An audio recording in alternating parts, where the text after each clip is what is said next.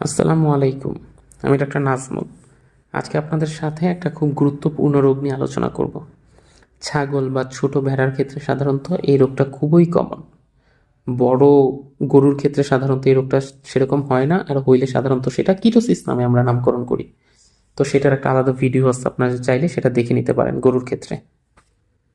ছাগলের ক্ষেত্রে গর্ভাবস্থায় তো সাধারণত একটা বাচ্চা হয় না, অনেকগুলা করে বাচ্চা হয়। তো একটা বাচ্চার জন্য যে পরিমাণ খাদ্য বা পুষ্টি উপাদান প্রয়োজন হবে, বাচ্চার সংখ্যা যদি একাধিক হয়, তাহলে আপনাকে তো পুষ্টি বা প্রয়োজনীয় উপাদান আরও বেশি পরিমাণে তখন ওকে সাপ্লাই দিতে হবে। তো আপনাকে এটা বুঝতে হবে যে কি পরিমাণ পুষ্টি উপাদান ওর দরকার, মানে নিউট্রিয়েন্টের অ্যামাউন্ট। এই জন্য একটা বাচ্চা না দুইটা বাচ্চা এটা আগের থেকে অনুমান করে নেওয়া, পেটের যে সাইজটা আছে সেটা দেখে, এবং ওই পরিমাণ হচ্ছে ওকে নিউট্রিয়েন্ট সাপ্লাই দেওয়া। তারপরে হচ্ছে গর্ভাবস্থায় পশু যেন অনেক বেশি সময় ধরে অনাহারে না থাকে, কারণ ও যখন অনেকক্ষণ যাবত না খাবে, তখন আপনি দেখবেন কি যে বডিতে বা রক্তে গ্লুকোজের পরিমাণ অনেকটাই কমে যাবে। বা আপনি যদি ওকে অনেক নিম্নমানের খাবার খাওয়ান বা শর্করা কম আছে এরকম জাতীয় খাবারগুলো খাওয়ান, তখন দেখবেন যে এই সমস্যাটা অনেক বেশি পরিমাণে ফেস করতে হচ্ছে। আর আরেকটা হচ্ছে কি, যে অনেক সময় এরকমও আমি দেখছি যে আগে একটা স্থানে ছিল, হঠাৎ করে ওই স্থান থেকে অন্য একটা স্থানে নিয়ে আসা হয়েছে গর্ভবতী ছাগলটাকে বা ভেড়াটাকে। তখন এই যে একটা স্ট্রেস গেছে ওর উপরে, ও হচ্ছে একটু খাবার দাবার কম করে, তখন সাধারণত কিন্তু প্রেগনেন্সি টক্সিমিয়া যেটাকে আমরা বলতেছি, এটা ফর্ম করার সম্ভাবনা অনেক বেশি থাকে। কারণ ওই যে খাবার দাবারটা কম গ্রহণ করতেছে, গ্লুকোজ বডিতে কম প্রবেশ করতেছে, দ্যাটস ওয়াই আর কি এটা হবে। আর এইটা ছাগল বা ভেড়ার ক্ষেত্রেই তো বললাম বেশি হয়, গরুর ক্ষেত্রে এটা সেরকম আপনি দেখবেন না। তবে হচ্ছে কখনো কখনো গাভীতেও এটা হইতে পারে। এবং ভেড়া বা ছাগলের ক্ষেত্রে আপনি দেখবেন কি গর্ভাবস্থার একদম শেষ যে 6 সপ্তাহ, 6 বলবো না, 5 থেকে 6 সপ্তাহ আর কি। আর গাভীর ক্ষেত্রে সাধারণত হচ্ছে শেষ 2 মাসে এই রোগটা আমরা হইতে দেখি, 1.5 থেকে 2 মাস।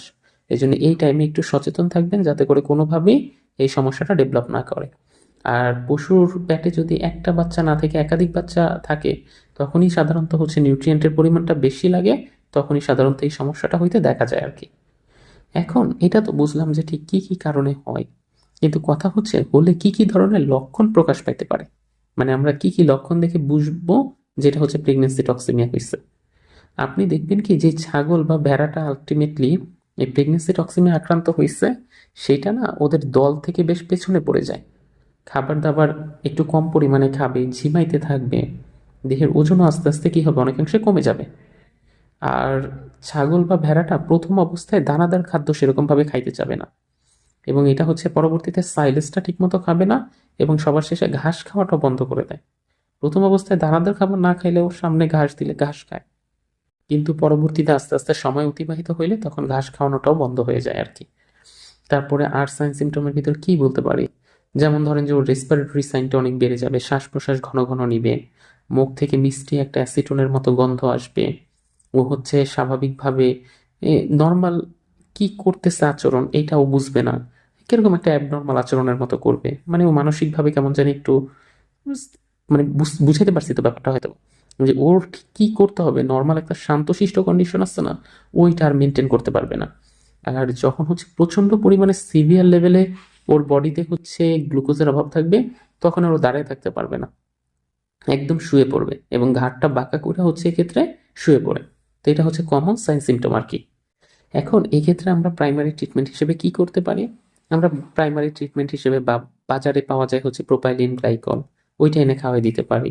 তারপরে হচ্ছে ওকে ইমিডিয়েটলি বিভিন্ন ধরনের হচ্ছে ডেক্সট্রোস স্যালাইন পাওয়া যায়, তা আপনি ওকে ওরকম একটা ডেক্সট্রোস স্যালাইন দিবেন যাতে করে প্রাইমারিলি ওর রক্তে ওই গ্লুকোজের যে চাহিদাটা আছে, ওই গ্লুকোজের চাহিদাটা পূরণ হয়। নর্মাল স্যালাইন দিলে এই ক্ষেত্রে কোনো লাভ নেই। কতটুকু পরিমাণে দিবেন এটা হচ্ছে ওর বডি কন্ডিশনের উপর নির্ভর করবে। আর এই জন্য হচ্ছে আপনি একজন রেজিস্টার্ড ভেটের সাথে বা পশু চিকিৎসকের সাথে কথা বলবেন। উনি হচ্ছে ওর যে বিষয়টা আছে এই পুরো বিষয়টাকে ওভারঅল দেখবে, দেখে তারপরে হচ্ছে এখানে কতটুকু পরিমাণে ওর বডির জন্য স্যালাইন দরকার সেটা ডিপেন্ড করে বলে দিবে আর কি।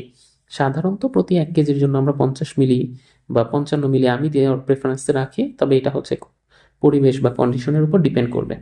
তো এইভাবে যদি আপনি হচ্ছে ওর প্রাইমারিলি কি করতে পারেন যে ওই ডেক্সট্রোজের চাহিদাটা পূরণ করে দিতে পারেন, বা হচ্ছে ওই গ্লুকোজের চাহিদাটা যদি পূরণ করতে পারেন, তাহলেই দেখবেন যে আর কোনো সেরকম সমস্যা ফেস করতে হচ্ছে না। আর বডির তাপমাত্রা যদি গর্ভাবস্থায় খুব বেশি কমে যায়, তখন কর্টিকোস্টেরয়েড ড্রাগ ব্যবহার করতে হবে। কর্টিকোস্টেরয়েড ড্রাগ গর্ভাবস্থায় ব্যবহারের ক্ষেত্রে কিন্তু খুবই সতর্ক থাকতে হবে। ডোজ যেন কোনোভাবেই এলোমেলো না হয়। আর আপনার তাহলে হচ্ছে এই রোগটা হওয়ার আগে আপনার ঠিক কী কী করণীয়? বুঝতেই পারতেছেন যে গর্ভাবস্থায় যেন কোনোভাবে ও অনাহারে না থাকে, গর্ভাবস্থায় যেন ওর প্রোটিন আর কার্বোহাইড্রেটের যে অনুপাতটা আছে এগুলো যেন ব্যালেন্সে থাকে। এই বিষয়গুলোকে একটু খেয়াল রাখতে হবে। এগুলোকে একটু খেয়াল রাখলে দেখা যাবে যে হচ্ছে আর সেরকম কোনো সমস্যা হচ্ছে না। আর বাচ্চা প্রসবের ঠিক 1 মাস পূর্বে মানে আগের থেকে আপনি গর্ভবতী ছাগল বা ভেড়াটাকে ওই শস্যদানা আর সাথে চিটাগুড় মিশিয়ে খাওয়াইতে পারেন। তো চিটাগুড়ের ভিতরে সাধারণত হচ্ছে গ্লুকোজের পরিমাণ একটু বেশি থাকে, তখন আর সেরকম কোনো সমস্যা হয় না।